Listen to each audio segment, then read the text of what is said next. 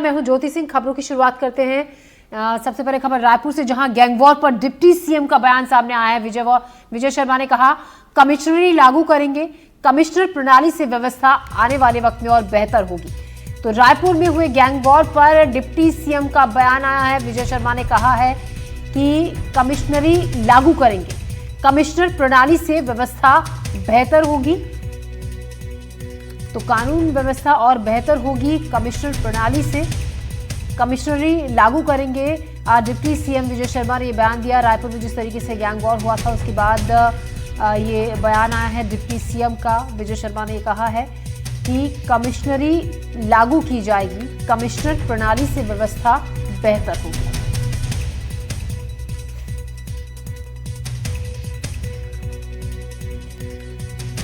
रायपुर में हुए gang war पर डिप्टी सीएम का बयान आया है।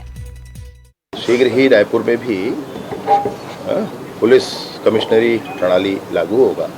मैं सोचता हूं कि जो परिदृश्य कुछ बदला हुआ है वो काफी ठीक उससे होगा।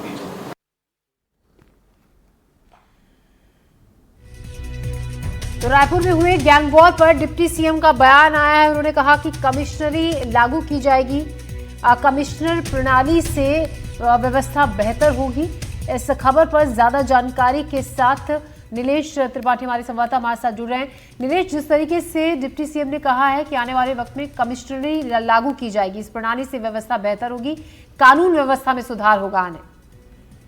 बिल्कुल, देखिए, इस बयान पर बात हो इससे पहले एक थोड़ा सा और अपडेट दे दूं कि ये जो मामला था कल डीडी नगर थाना क्षेत्र का, कल रात में लगभग घटना हुई थी।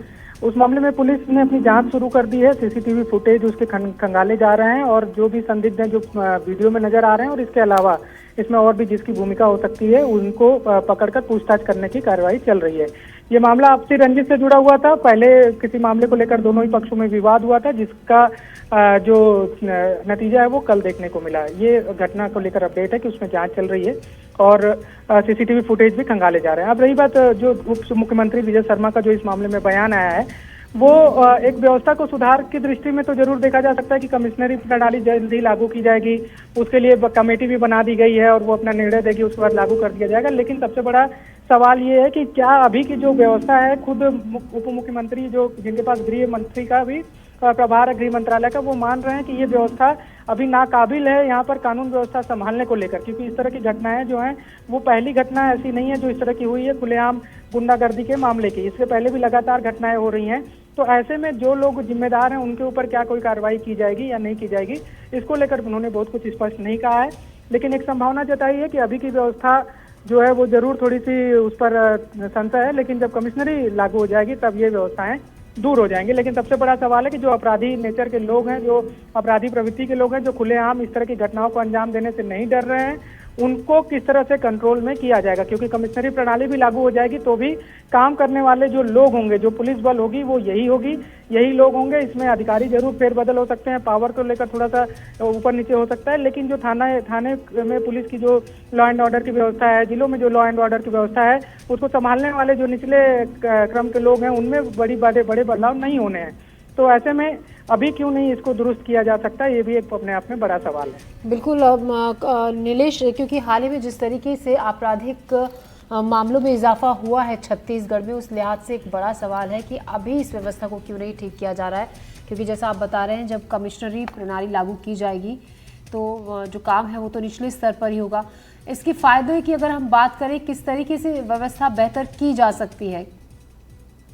देखिए, कमिश्नरी प्रणाली जो है उसमें क्या, पुलिस के पास पावर बढ़ जाते हैं कई सारे मामलों में, जिसमें कि कार्रवाई करने से पहले पुलिस को कई सारे जैसे कलेक्टर या फिर तहसीलदार या एसडीएम जो न्यायालयीन जिनके पास व्यवस्थाएं होती हैं, उनकी कई सारे मामलों में अनुमति लेने की जरूरत नहीं पड़ेगी।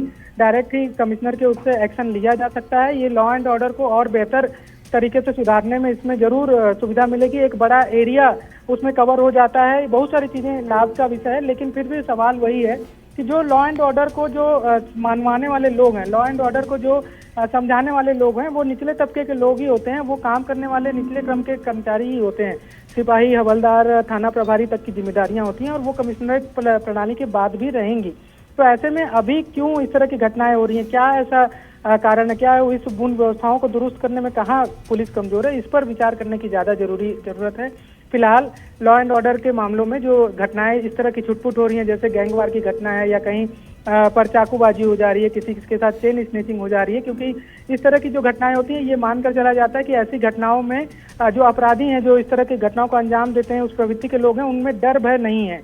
कुछ ऐसी घटनाएं होती हैं जैसे चोरी की घटना हो गई या फिर किसी आवेश में आकर हत्या की घटना हो गई, वैसी घटनाओं में मानकर चला जाता है कि ये त्वरित कार्रवाई के तौर पर की गई घटना है या फिर तुरंत कोई घटना हुई उसका रिएक्शन है। लेकिन जो खुलेआम गुंडागर्दी होती हो, खुलेआम लूट होती हो, खुलेआम चाकूबाजी होती हो, एक पक्ष दूसरे पक्ष से साजिशन हमला करता है उसके ऊपर, वो भी खुले ऐसी जगह पर जो मार्केट इलाका है, तब इससे ये लगता है कि पुलिस का डर भय आम लोगों में अब जो इस प्रवृत्ति के लोग हैं उनमें नहीं है।